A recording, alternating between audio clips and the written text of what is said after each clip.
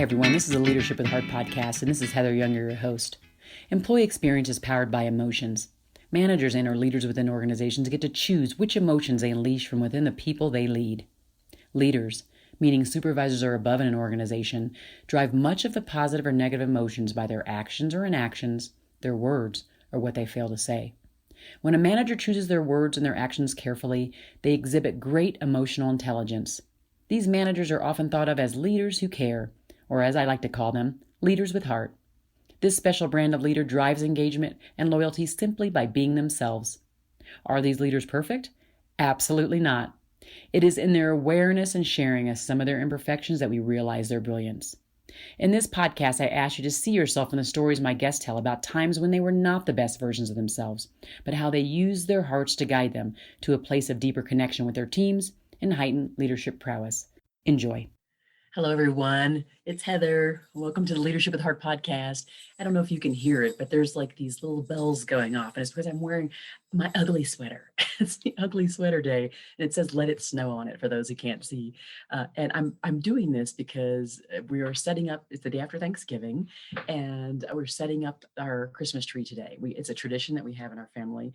We make sure that we at Thanksgiving, we talk about what it is we're grateful for at the table. We share, stories of others that may be less fortunate than us, and then the things that we want to do better for that, in that following year to really show up better for other people. And then the very following day, it's a cheery day, and we get on our ugly sweaters and we put up our trees and we listen to music and we have hot cocoa and have chocolate and cookies, bread, all that kind of thing. So today is that day, but I would be remiss if I did not get on here and thank you, all of the listeners that have been out there over these almost actually next year will be 3 years. So 2.5 years of doing these podcasts and listening and talking to some amazing people and really hearing them share great stories. It is because of you that I continue to have these conversations and continue to get great guests, because many of you have actually referred the guests to me, and then we're able to reveal their brilliance. And don't forget the book that's coming out next year,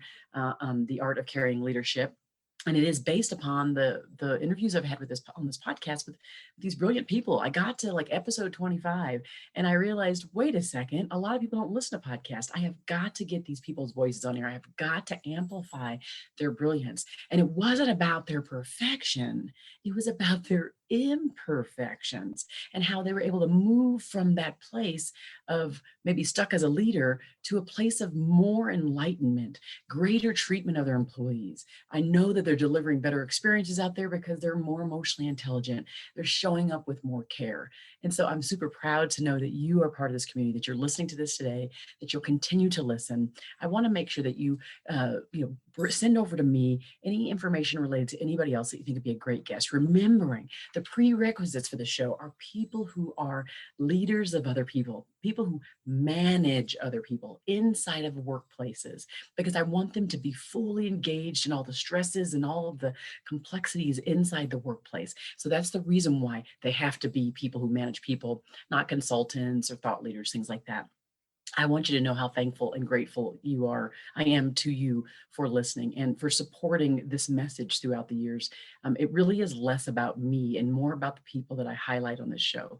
And so during this time when we're all really reflecting on what we're grateful for, I want you to know that I'm grateful for you. Now, right now, a lot of people are hurting in this world, and they don't know a way out. And I would say my message for you today is to try to be that way out for them. Try to be a message of hope for them. Try to be the light for others to follow.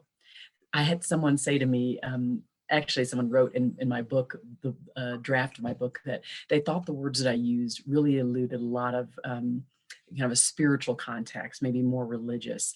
Well, I'm not going to lie to you. I am a Christian. I am someone who is religious.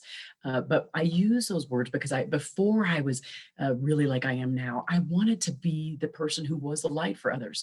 I had a lot of darkness in my life in the early years of my life.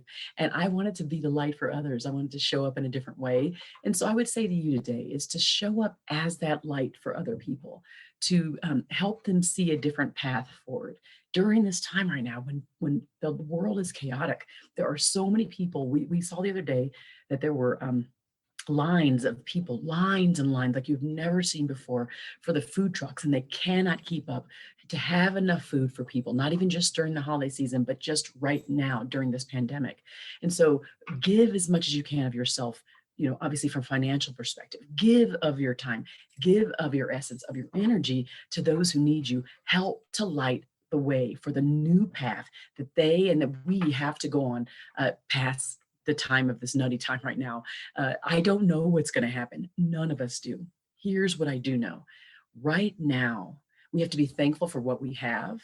We have to be thankful for who's around us. And we have to exhibit a certain amount of resilience, but also focus on what it is that we were put on this earth to do. And there I go with this grandiose term again. We were all put here to do something. We were all put here to be someone. We all have greatness within us. And so I want you to be thinking about what that greatness is for you and how you can unleash and uplift others to make sure that they also can shine and to show their light as well and their greatness. So as I wear my funny jingle jingle sweater today that says "Let It Snow" on there, I am creating a more positive frame of mind for me and my family. There's 6 of us here. I'm doing that with much intention, which is what I hope that you do, that you set out your journey as a leader to be super intentional about the emotions you create for you with self-care, with the emotions that you create for your family, your friends, your coworkers, those that look to you for guidance and for leadership, that you are very intentional about setting up the proper environment that creates the right mindset, that produces the right behaviors, that helps them see a future that is brighter than is right in front of them. So thank you so much for listening. I, again, am so grateful for you. Know that I am here and you can always reach out to me for any reason. And just don't forget Employee Fanatics. We do focus on creating cultures of listening. And if you need any help with that, we are here to do that from the bottom of my heart. Thank you so much for listening to the Leadership with Heart podcast for all these years. Be well.